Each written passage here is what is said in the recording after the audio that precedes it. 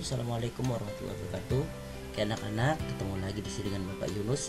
Oke, di sini kita mulai belajar kembali. Oke anak-anak, baik-baik. Keragaman masyarakat Indonesia ya. Kita itu kaya akan keberagamannya itu. Oke anak-anak.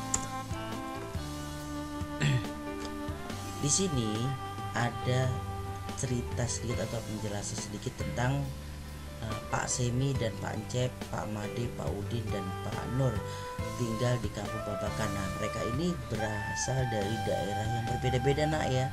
Berasal dari daerah berbeda-beda dan menggunakan satu bahasa, yaitu bahasa Indonesia. Baik sini lihat Pak Semi yaitu berasal dari Maluku, Pak Encep berasal dari Sunda, Pak Made berasal dari Bali, Pak Udin berasal dari Betawi, dan Pak Nur berasal dari Jawa. Lihat anak-anak, simak baik-baik gambar tersebut. Mereka mempunyai ciri khas yang berbeda-beda. Lihat dari pakaiannya, ya, mungkin bentuk wajahnya juga sedikit berbeda. Ada perbedaan sedikit ya dari bentuk wajahnya. Tapi yang paling utama yaitu tentang bentuk pakaian adatnya ini berbeda-beda pakaian adatnya. Oke, kita bahas dari Maluku. Lihat pakaian adatnya tuh bentuknya, dia hampir seperti jaket tuh bentuknya ya. Sudah ciri khasnya di situ. Kemudian dari rambutnya. Kemudian pancep, lihat dari bentuk topinya itu ciri khasnya tuh. Kalau orang Sunda topinya lihat belakangnya ada buntutnya tuh di bagian belakang telinga. Kemudian Pak Made, lihat topinya biasanya ciri khasnya di bagian mahkotanya tuh di dahinya tuh, lihat. Nah itu ciri khasnya. Sedangkan Betawi itu ciri khasnya dari peci dan menggunakan sarung tuh. Kemudian Pak Nur yang dari Jawa ini pakai belangkon itu namanya. Nah bentuknya tuh seperti itu. Dan pakaian adat Jawa biasanya ciri khasnya tuh warna coklat hitam seperti itu.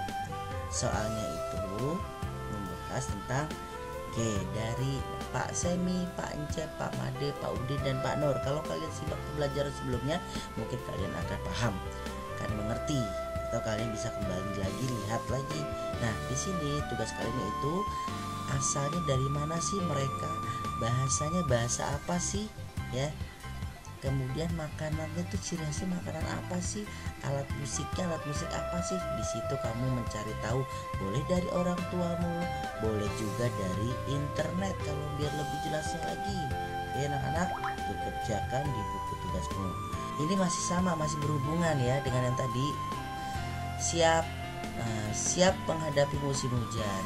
Musim hujan hampir tiba. Warga desa Kampung Babakan berdiskusi untuk melakukan kerja bakti. Nah, di sini intinya itu tentang kerja baktinya Pak Made, Pak Udin, kemudian Pak Nur dan yang lainnya. Nah, di sini mereka bekerja sama walaupun berbeda. Iya, berbeda suku bangsanya, berbeda daerahnya.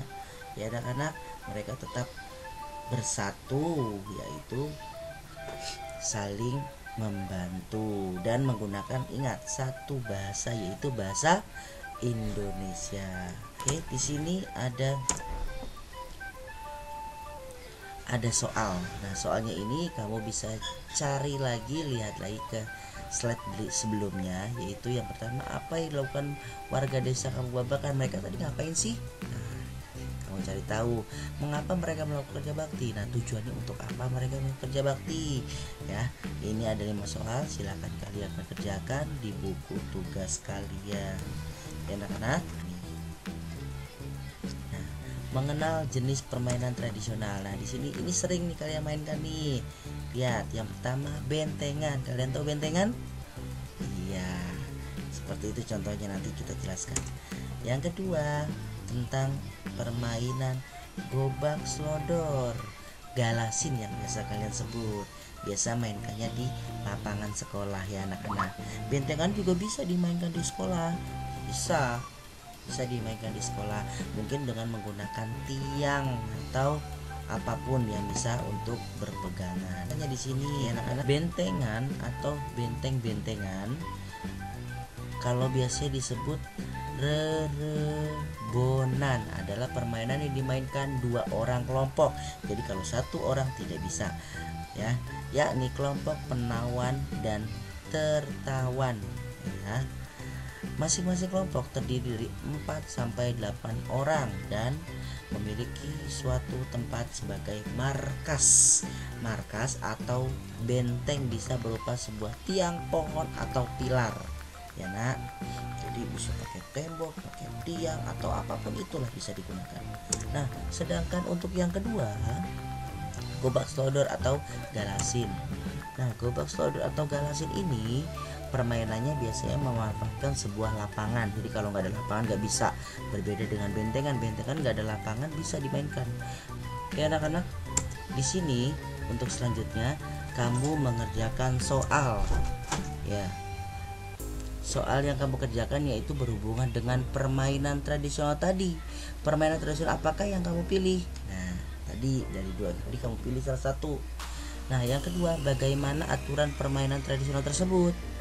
Dan yang ketiga, bagaimana strategi kelompokmu untuk memenangkan permainan itu? Nah, dari 5 soal ini silakan kalian kerjakan di buku tugas kalian.